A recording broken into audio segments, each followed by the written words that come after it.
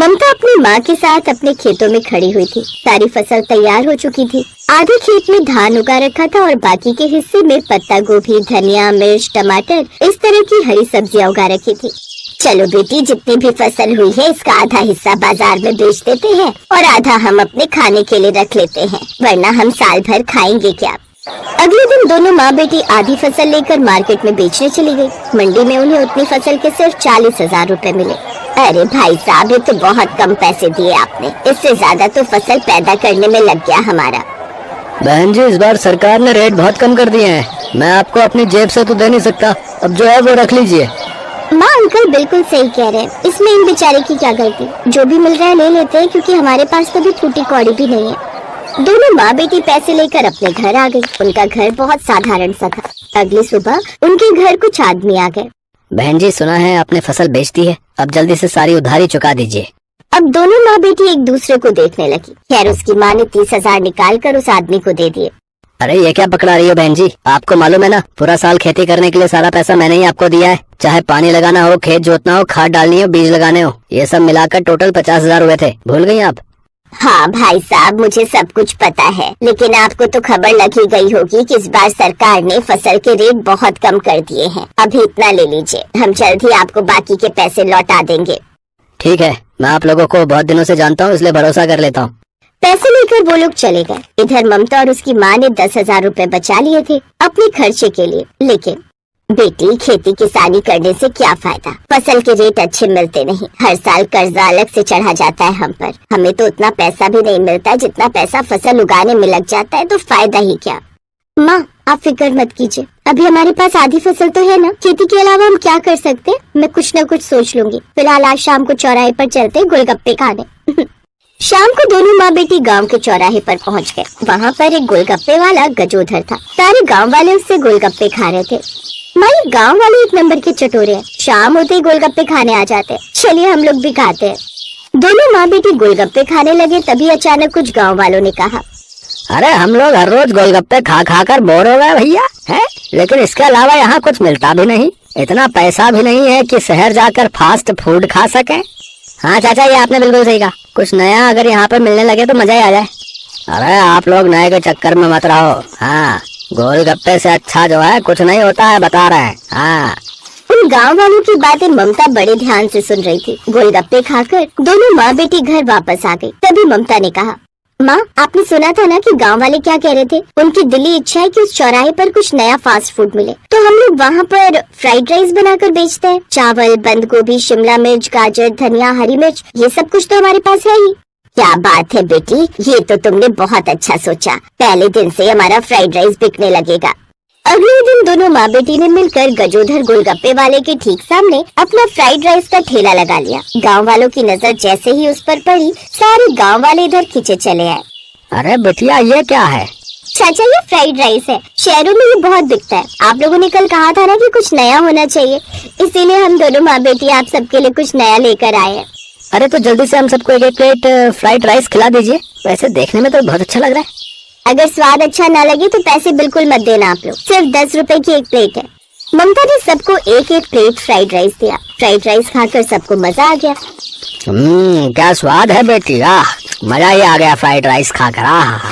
तो इस तरह गांव वालों को अब कुछ नया मिलने लगा था, इसलिए गजोधर के पास कोई भी गोलगप्पे खाने नहीं जाता था। वो सामने खड़ा होकर ममता और उसकी माँ से जलता रहता था। इन दोनों ने तो मेरा धंधा ही चौपट कर दिया है। मैं इस धंधे में और इस चौराहे पर बहुत पुराना हूँ, मुझसे ज्यादा दिमाग ये दोनों नहीं लगा पाएंगे। अब देखो मैं क्या करता हूँ।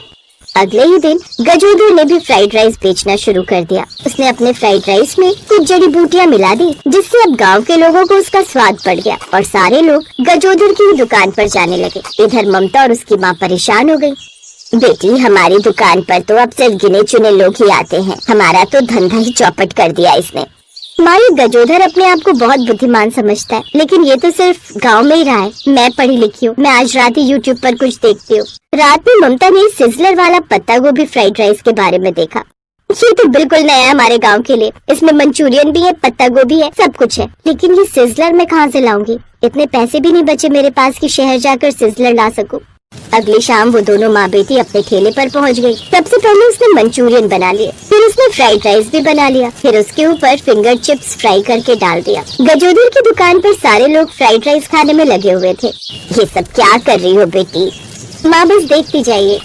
उसने तवा बिल्कुल लाल होने तक गर्म कर लिया, फिर उसने गोभी के ऊपर वाले हिस्से निकाल लिए और उसे गर्म तवे पर रख दिया। फिर सारा Manchurian, finger chips, fried rice सब कुछ गोभी के पत्ते पर रख दिया। सबको उसकी महक बहुत पसंद आई। अरे भैया, ये कैसी मनमोहक महक है गांव वालों, है? चलो भैया, ममता बेटी के पास चलते हैं। सारे लोग अब ममता की दुकान पर आ गए। गांव वाले उसकी नई डिश देखकर हैरान रह गए। हैरान मत हो गांव वालों, ये चाइनीज सिजलर वाली पत्ता गोभी फ्राइड राइस है। इंडिया में इसे सिर्फ कुछ लोग ही बना पाते हैं, उनमें से एक मैं भी हूँ। हाँ दीदी, इस डिश के बारे में मैंने भी वीडियो में देखा है, पर खाया कभी नहीं। आपको बनाना आता है? ये हमें जानकर बहुत खुशी हुई। तो अब ममता की दुकान फिर से चलने लगी। गजोधर उस गांव से कभी बाहर नहीं निकला था, इसलिए वो सिजलर वाले फ्राइड राइस नहीं बना पाया। ऐसे ही 2-3 साल बीत गए। ममता अपने पैसों का बिल्कुल दिखावा नहीं करती। फिर एक रोज गजोधर ने दिमाग लगाया। वो भागकर ममता के ठेले पर आया। बहन जी, मेरी दुकान तो चल नहीं रही, आप लोग मुझे अपनी दुकान पर काम पर रख लो। ठीक है, हमें वैसे भी एक कर्मचारी की जरूरत थी। अब गजोधर उनकी दुकान पर काम करने लगा। 2 महीने में उसने भी सिजलर वाली पत्ता गोभी का चाइनीज फ्राइड राइस बनाना सीख लिया। अब उसने ममता के ठेले पर काम छोड़ दिया और खुद अपनी दुकान लगा ली। अगले दिन से वहाँ पर ममता का ठेला लगना बंद हो गया। अब मैं अकेला फिर से इस मार्केट में ऐश करूँगा।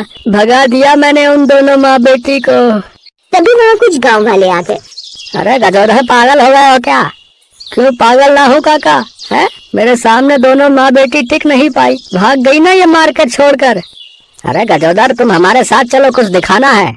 गांव वाले उसे गांव के बाहर मेन रोड पर लेकर गए। वहाँ पर ममता और उसकी माँ का बहुत बड़ा रेस्टोरेंट था, जिसमें बड़े बड़े लोग कार से सिजलर वाली पत्ता गोभी फ्राइड राइस खाने आए थे। गजोधर अंदर गया और माँ बेटी से माफी मांगने लगा। मैंने हमेशा आप दोनों को नीचा दिखाने की कोशिश की। आप लोगों से ही काम सीखकर मैंने अलग दुकान लगा ली। मैं आप लोगों से जलता था, पर आपने तो इतना बड़ा रेस्टोरेंट खोल लिया जिसमें इतने बड़े बड़े लोग आते हैं। काका, इसीलिए किसी से जलो मत। आप लोग मुझे भी नौकरी पर रख लो। इस बार मैं सच में नौकरी ही मांग रहा हूँ। वहाँ धूप में खड़े खड़े इस उम्र में हालत खराब हो जाती है। ठीक है, आप यही काम कीजिए। उस दिन के बाद गजोधर भी उनके रेस्टोरेंट में काम करने लगा और सब खुशी खुशी रहने लगे।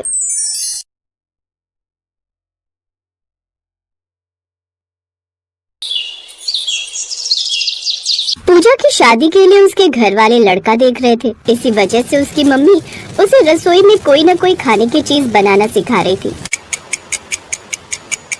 मम्मी, मैं कितनी मर्जी कोशिश कर लूं, मैं ठीक से चावल नहीं बना पा रही हूँ। बताया तो था कि ठीक से नाप कर पानी डाला कर, तू फिर वही गलती दोहरा देती है। अगली बार जब मैं खाना बनाने खड़ी होंगी तो तू साथ खड़ी हो जाना और बिल्कुल ध्यान से देखना कि मैं कैसे चावल बनाती हूँ। ओके मेरी प्यारी मम्मा। पूजा की माँ, लड़के वालों ने पूजा को पसंद कर लिया। कल हमें रेस्टोरेंट में बुला रहे, वो चाहते हैं कि कल ही रोका करते। कल? फिर तो हमें भी तैयारी करनी होगी। चावल की बात बीच में ही रह गई और पूजा की शादी की तैयारियां शुरू हो गई। खूब धूमधाम से पूजा की शादी हुई। शादी के बाद पूजा अपने ससुराल पहुंची। पूजा ने सबके लिए हलवा बनाया और सबने हलवे की बहुत तारीफ की। बहुत स्वादिष्ट हलवा बनाया है, सचमुच बढ़िया घी डालकर भुना हुआ हलवा है। हलवा बिल्कुल सही चीनी डालकर बनाया है, मीठा भी एकदम बढ़िया डाला है। हलवा अच्छा बनाया है पूजा, वैसे मैं भी ऐसे ही बनाती हूँ। बाकी चीजें तो अभी तुम्हारे हाथ की किसी ने खाई नहीं है, तो वो तो बाद में पता चलेगा कि तुम बाकी खाना कैसा बनाती हो। अच्छा ही बनाती हो कि बहू, जैसे तुम बढ़िया खाना बनाती हो। मुझे हलवा खाकर यकीन हो गया है कि पूजा बहू भी खाना बनाने में माहिर होगी। सास की बात सुनकर पूजा थोड़ी टेंशन में आ गई, क्योंकि वो जानती थी कि वो सब कुछ अच्छा बना सकती है, पर चावल बनाने के लिए अगर किसी ने कहा तो कहीं चावल खराब ना बन जाए। अगले कुछ दिन तक तो पूजा ने खाना नहीं बनाया, पर धीरे धीरे जब पूजा रसोई में खाना बनाने लगी तो ऐसे ही एक दिन, पूजा मैंने राजमा बना दिया, तुम चावल बना लो। चावल? हाँ चावल, जीरे वाले। क्यों, क्या हुआ, नहीं बना सकती क्या? नहीं नहीं, ऐसी बात नहीं है भाभी, बना दूंगी, बना लेती हूँ। पर उसे यही चिंता थी कि उसके चावल खराब ना हो जाए। काफी देर तक पूजा सोच में डूबी रही। अचानक कुछ मेहमान मिलने के लिए आ जाते हैं। क्या बात है पूजा, तुमने अभी तक चावल नहीं बनाए? तुम्हें पता है ना मामा जी मामी जी वगैरह सब खाने के समय आए तो राजमा बने हुए हैं। तुम्हें एक चावल बनाने के लिए बोले, तुमने अभी तक वो भी गैस पर नहीं चढ़ाए। भाभी वो चावल भिगोए थे, बस बना ही रही हूँ। अब पूजा के पास चावल बनाने के सिवा और कोई चारा नहीं था, क्योंकि पहले ही अलका उसे 2 बार टोक चुकी थी। पूजा ने चावल बनाना शुरू किया। बीच बीच में उसकी जेठानी उसे देख रही थी। पूजा ऐसे काम नहीं चलेगा, देखो मैं इतने काम एक साथ कर लेती हूँ और एक तुम हो जो एक काम करने में घंटों लगा देती हो। अब जल्दी से चावल बना लो, मेहमानों के लिए खाना लगाना है। अलका बार बार उसे चावल के लिए बोलने आ रही थी, पर हर बार की तरह इस बार भी पूजा के चावल पूरी तरह से चिपक कर घुट गए थे। बन गए चावल? एक काम करो, तुम डाइनिंग टेबल पर ले आओ, मैंने सब कुछ लगा दिया है, मैं सलाद रख रही हूँ। पूजा ने चावल बर्तन में निकाले और सबके लिए डाइनिंग टेबल पर ले गई। अरे वाह, आज तो नई बहू के हाथ के चावल खाने को मिलेंगे। पूजा बहू, हमें पूरा यकीन है कि तुमने बढ़िया चावल बनाए होंगे। लाओ भाई, राजमा भी दो और चावल भी। पूजा चावल के बर्तन से ढक्कन हटाती है तो सब लोग जब चावल की तरफ देखते हैं तो हक्के बक्के रह जाते हैं। ये क्या है पूजा, तुमने तो चावल की जगह चावल का भरता बना दिया। ये कैसे घुटे हुए चिपके चावल बनाए? मुझे नहीं पता था कि तुम चावल नहीं चावल का भरता बनाओगी। सॉरी, ये सच है, मुझे चावल बनाने नहीं आते। कोई बात नहीं बहू, हम ऐसे ही मिक्स करके खा लेंगे। लाओ दे दो। मामा जी मामी जी, मैं दूसरे चावल बना लाती हूँ। अलका बहू, जाकर रोटी सेक लो। सॉरी मामा जी, सॉरी मामी जी। कोई बात नहीं बेटा, बार बार सॉरी मत बोलो, कभी कभी कुछ चीजें नहीं बनानी आती। देखो तो, हमने तो खा भी लिए। पूजा, अलका से रोटी ले आओ, उसने बना ली होगी। कुछ देर बाद जब मामा मामी चले गए तब अलका ने तूफान खड़ा कर दिया। आपको पता है देवर जी, पूजा ने दोपहर में चावल का भरता बना दिया था। इतनी शर्म आ रही थी मामा जी मामी जी के सामने। बताओ तो वो क्या सोच रहे होंगे कि छोटी बहू को चावल बनाने नहीं आते। पूजा की जेठानी इतना शोर मचाकर उसका अपमान कर रही थी कि पूजा की आंखों में आंसू आ गए। बस भी करो अलका, कितना सुनाओगी? अरे नहीं आते तो क्या हुआ, मैं बनाने सिखा दूंगी बहू को चावल। पूजा बहू, चिंता मत करो, आज जो गलती तुमसे हुई है उसके लिए पछतावा करने की कोई जरूरत नहीं। कुछ चीजें ऐसी होती हैं जो हम ठीक से बना ही नहीं पाते। अब मुझे ही देख लो, मैं जब भी आटा गूंथती हूँ तो मेरे से आटा ढीला हो जाता है, मैं आटा सख्त गूंथ ही नहीं पाती। अलका बहू, तुम भी तो कई बार जब कढ़ी बनाती हो तो कभी तो बहुत अच्छी बन जाती है, कभी बिल्कुल नहीं बनती। तो क्या इसमें तुम अपने लिए ढिंढोरा पीटती हो कि तुमसे चीज अच्छी नहीं बनी? और रही बात इन चावलों की, हम इन चावल का भरता ही बनाएंगे, एक नई रेसिपी। चलो पूजा बहू, रसोई में चलते हैं। तुम मुझे प्याज, टमाटर, हरी मिर्च, लहसुन, अदरक सब कुछ काट कर दो, मैं इन चावल का भरता बनाऊंगी। और कल से मेरी ड्यूटी शुरू होगी तुम्हें चावल बनाना सिखाने की। अपनी सास की बात सुनकर पूजा के चेहरे पर सुकून की मुस्कान आ जाती है। पूजा की सास चावल का भरता बनाती है क्योंकि वो जानती थी कि पूजा ने भले ही चावल घुटे हुए बनाए हैं पर दिल से बनाए हैं, इसलिए वो पूजा के बनाए हुए चावलों का मान रखती है और सबको चावल का भरता बहुत ही टेस्टी लगता है।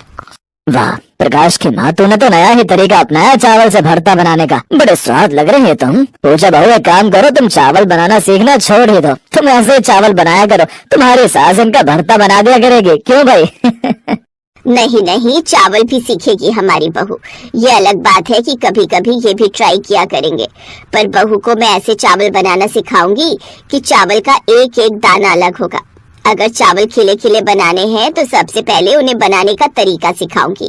कुकर में कैसे बनाने हैं, खुले में कैसे बनाने हैं, सब तरीके अलग अलग होते हैं। कितने चावल, कितना पानी, हर किसी का अपना हिसाब होता है, पर चावल ऐसे बने होने चाहिए कि बर्तन से एक दाना भी ना चिपके। वही सबसे बढ़िया चावल बनने की पहचान होती है। थैंक यू माँ जी, आपकी जैसी सास पाकर सचमुच मैं बहुत खुश हूँ।